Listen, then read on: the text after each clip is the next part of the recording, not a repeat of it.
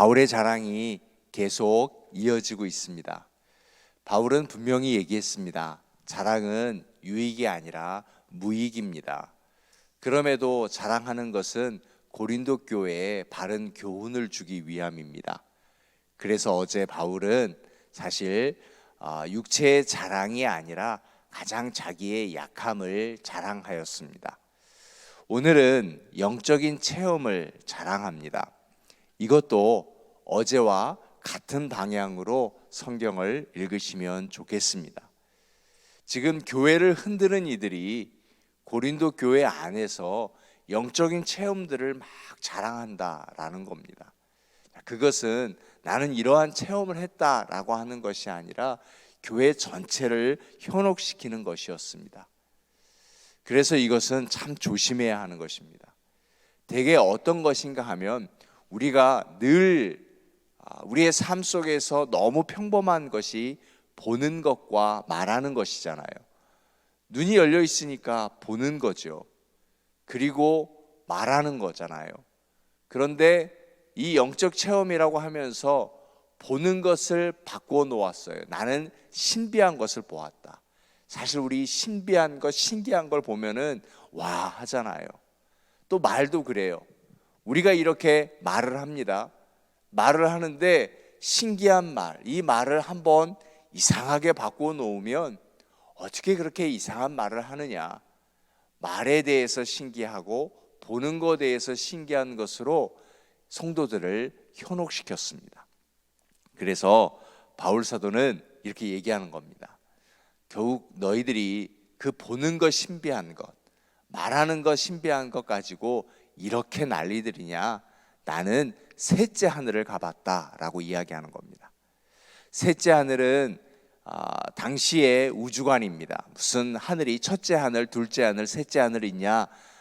그 당시에는 어떤 지식이 있었는가 하면 첫째 하늘은요, 새와 별이 날아다니는, 새들이 날아다니는 그런 공간을 첫째 하늘이라고 했습니다. 그럼 둘째 하늘은 해와 별이 떠 있는, 달이 떠 있는 그 공간, 조금 높은 공간을 둘째 하늘이라고. 셋째 하늘은 거기는 보이지 않는 하나님이 거하시는 공간, 이렇게 그들은 믿고 있었습니다. 그러니 셋째 하늘에 가봤다라고 하는 것은 어디를 가본 걸까요? 날아다니는 것이 아니라 하나님이 계신 공간에 너희들 가봤어? 내가 거기 가봤다. 그리고 거기서 하나님의 음성을 들었고 하나님과 대화를 했다라고 하는 것입니다. 자, 이것은 바울의 영적인 체험입니다.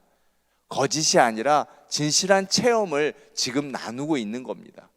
고작 보고 있는 그런 해와 달과 별이 떠 있는 그런 공간이 아니라 정말 하나님을 만나는 체험을 했다라는 겁니다. 자, 그런데 나는 이거 너희들에게 자랑하고 싶지 않다. 지금 이거 말하는 것이 아니라 정말 자랑하고 싶은 것이 있는데 생각해봐라. 내가 어떻게 셋째 하늘을 경험했을까? 어떻게 하나님이 계신 곳에 가서 하나님의 음성을 들었을 수 있었을까? 너희들 앞에서 내가 좀 더 나았기 때문에 아니다. 나를 봐라. 내가 얼마나 약한 존재인지. 내가 정말 약하고 보잘것없고 정말 어려우니 하나님이 나를 그곳에 데려가 주시더라라고 이야기하는 것입니다. 자, 그러면서 꺼내는 바울의 이야기를 잘 들여다보아야 합니다. 첫째, 자기의 약함을 자랑하는데 7절에 이렇게 얘기합니다. 나는 육체에 가시가 있다라고 얘기합니다. 육체의 가시, 우리는 가시 그러면 늘 우리 속에 있는 사고방식, 생선 가시. 그러니까 내 몸 안에 가시가 있구나, 아프겠다, 찔리면, 그 정도가 아닙니다.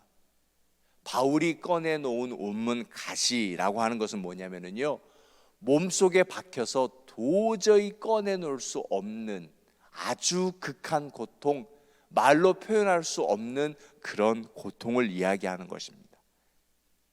아주 밑바닥에요, 큰 말뚝같이 박혀서 절대 뽑혀 있지 않아요. 내 힘으로 뽑을 수도 없고 그 누구도 뽑을 수 없어. 그 내 몸을 짓누르는 그 아픔을 지금 바울은 표현하는 거예요. 얼마나 아프면, 얼마나 그 고통이면 이렇게 이야기하는 걸까요?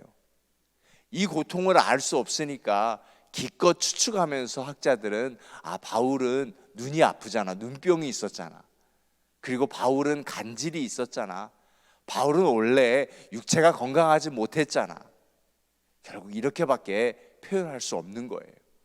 바울은 그 이상 너무너무 괴로워서 견딜 수 없는 이 아픔을, 그 괴로움을 말하는 것입니다. 자, 바울이 이 괴로움이 있습니다. 이 아픔이 있습니다. 바울은 기도의 사람입니다. 어제 그랬잖아요. 기도가 능력이다. 나는 약하기 때문에 기도하고 내가 기도하니까 그때마다 하나님이 힘 주셨다. 바울이 이 문제 놓고 기도하지 않았을까요? 본인도 했다고 했습니다. 육체의 가시를 놓고 하나님 앞에 기도했다라고 했어요. 3번이요? 아니요, 3번은 맥시멈을 말하는 거예요. 매번 말하는 거예요. 3번이라고 하는 것은 1, 2, 3를 얘기하는 것이 아니라 성부, 성자, 성령, 정말 하나님 앞에 내 생명을 걸고 하나님 이거 좀 고쳐주세요, 간절히 기도했다라고 하는 겁니다. 자, 그런데 하나님의 음성이 들렸습니다. 기도의 응답이 왔습니다. 그 기도의 응답을 우리도 함께 나누면서 나에게도 이런 기도의 응답이 올 수 있겠구나, 그렇게 우리가 또 이러한 기도의 응답이 바른 것임을 우리가 알았으면 좋겠습니다. 자, 바울이 셋째 하늘에 올라가서 하나님의 음성을 들었다고 했잖아요. 저는 그 하나님의 음성이 지금 바울이 기도 응답을 들었던 그것이 아닌가 싶어요. 얼마나 아팠겠어요. 아마 기절도 수없이 했을 거예요. 그 정도 아픔이면은요. 그렇게 죽었다가 깨어났다가 죽었다가 깨어났다가 그 아픔 속에서 정말 간절히 기도했는데 하나님의 음성이 이것이에요. 첫째는 무엇인가 하면 하나님의 은혜가 내게 족하다라고 하는 것입니다. 하나님의 은혜가 내게 족하다라는 뜻이 뭘까요? 너는 그냥 아프면서 살아, 그걸까요? 아니요, 바울이 얘기하는 것은 뭐냐면요, 나는 아프지만 나에게는 늘 하나님의 은혜가 가득 차 있었다라고 하는 겁니다. 우리 아프면은 괴로워요. 힘들잖아요. 내가 힘들고 그러면은 은혜가 쏟아지게 마련이거든요. 그런데 바울은 육체는 괴로워도 나는 늘 충만했다라고 하는 겁니다. 이것이 바울의 신앙입니다. 사랑하는 여러분, 우리가 그랬으면 좋겠습니다. 우리가 새벽 기도하는 이유가 내 삶이 괴로워서 기도의 자리로 나오는 것이 아니라 내 삶은 어찌했던 간에 오늘 하루 은혜를 채우고자 그렇게 기도의 자리로 나왔으면 좋겠습니다. 사랑하는 여러분, 가장 아픈 고통을 해결하기 위한 기도도 좋은 것이지만 내 삶의 은혜를 채우기 위한 기도가 있기를 주의 이름으로 축원하여 드립니다. 바울이 그걸 얘기하는 거예요. 하나님 보시기에 바울은 그 아픈 것 때문에 죽지 않아요. 사실 우리가 그래요. 육체의 괴로움 때문에 우리가 죽는 것이 아니라 실제로 우리가 죽는 것은요, 은혜가 바닥이 되면 우리의 영이 먼저 죽어버려요. 그건 살아도 산 게 아닌 거죠. 그래서 우리는 늘 성령이 충만해야 되고 우리의 은혜가 fill up 되어야 한다라고 하는 것입니다. 사랑하는 여러분, 여러분 안에는 하나님의 은혜로 가득 차 있습니까? 그럴 수 있기를 축복하여 드립니다. 말 그대로의 fill it up, 은혜의 fill it up, 이것이 우리에게 사모함이 되어야 합니다. 두 번째 하나님의 음성이, 그 하나님의 응답은 무엇인가 하면 하나님의 능력이 약한 데서 온전하여진다라는 겁니다. 바울의 삶이 불완전해요. 바울의 삶이 부족해요. 그런데 이 불완전하고 부족하고 연약한 부분은 누가 채우느냐? 하나님이 채워서 일하신다라고 하는 것입니다. 내가 약하면 약할수록 하나님의 능력을 더 크게 체험할 수 있는 겁니다. 그래서 바울은 이 연약함, 이 괴로움을 바로 하나님이 주신 응답으로 알았다라고 하는 것입니다. 우리는 약하지만 하나님이 약한 우리를 사용하여 주실 줄로 믿습니다. 그래서 세 번째는 잘 이해가 되지 않아요. 세 번째는 그리스도의 능력이 연약한 바울에게 머물게 하기 위함이다라고 했습니다. 그리스도 안에 연약함이 머물다라고 하는 것은 무엇인가 하면 이것으로 말미암아서 늘 바울은 in God, 하나님 안에서 in Christ, 그리스도 안에 머물 수 있었다라고 하는 것입니다.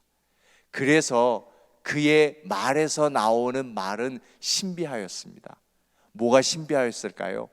방언이 신비하였다라고 하는 것이 아니라 그의 말에서는 신음이 아니라 늘 그리스도의 자랑이었어요. 옥에 갇혀서도 찬양했죠. 그리고 그가 매를 맞아도 주여였어요. 여러분, 어르신들 예전에 우리 대한민국의 그 목사님들 중에 최건능 목사님 얘기 들으셨죠? 일제시대의 최건능 목사님, 그분은요 예수천당 그것으로 유명하죠. 성경을 옆에 끼고요 오직 그냥 길거리 다니시면서 예수천당. 그런데 그 두 마디 예수천당으로 얼마나 많은 사람들이 복음을 듣고 주께로 돌아왔는지 몰라요. 그때의 역사는 그랬었나 봐요. 너무나 많은 그리스도인들이 그분을 따르고 다 교회로 돌아오니까, 교회를 핍박해도 교회를 지켜가니까 일본 군인 경찰이 목사님을 잡았죠. 그리고 고문했어요. 채찍을 때렸는데요 하고 비명 지를 줄 알았는데 한 대 맞으면 예수, 그리고요 두 번 맞으면 또 천당 그러는 거예요. 고문하다가 경찰이 지쳤다지요. 그래서 목사님에게 물었습니다. 대개 고문을 받으면 소리를 지르거나 신음하거나 살려달라고 하는데 왜 목사님은 맞으면은 예수, 또 맞으면 천당 그럽니까? 그때 일본 경찰이 그 목사님의 이야기를 듣고 기록해 놓은 기록이에요. 내 안에는 예수로 가득 차 있어서 움직일 때마다 나오니 듣기 싫으면 때리지 말아라 그랬대잖아요. 예수 천당, 내 안에 가득 채워지니까 그것이 나오는 거예요. 말은 그런 것 같아요. 내 안에 담겨 있는 게 나오는 거잖아요. 원망한 마음이 담겨 있으면 원망이 나오고, 미움이 담겨 있으면 미움이 나오고요, 시기가 담겨 있으면 시기가 나오는데, 바울은 그 육체에 가시가 짓누르고 있어도 그 속에는 예수가 들어 있었던 거예요. 그래서 그는 찬양할 수 있었고요, 그는 그리스도 안에 머물러 있었다, 철학적으로 얘기하는 거예요.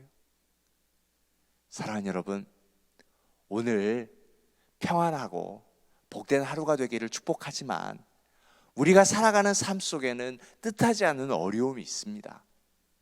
그럴 때라도 내 안에 예수로 가득 차 있어서 그 아픔을 예수로 이겨내실 수 있기를 축복하여 드립니다. 여러분 안에 오랜 고통이, 오랜 지병이 나를 힘들게 하여도요, 오늘 내 안에 채워져 있는 예수의 영이 그 약함을 이겨내고 때로는 하나님이 치유해 주시며 나를 통하여서 하나님의 영광을 드러나게 하실 줄로 믿습니다. 오늘 어디서든지 내 안에 가득 채워져 있는 예수가 나를 통하여서 밖으로 나올 수 있는 복된 하루 되시기를 주님의 이름으로 축원하여 드립니다. 우리 이 말씀 붙들고 기도하죠. 하나님, 나의 약함이 있습니다. 그 약함에 하나님 능력을 더하여 주시고 내 안에 예수로 가득 찬 하루가 되게 해달라고 기도해 주시고요, 어제 도시선교 다녀왔습니다. 정말 뜨겁고 아주 귀중하고 큰 사역이더라고요.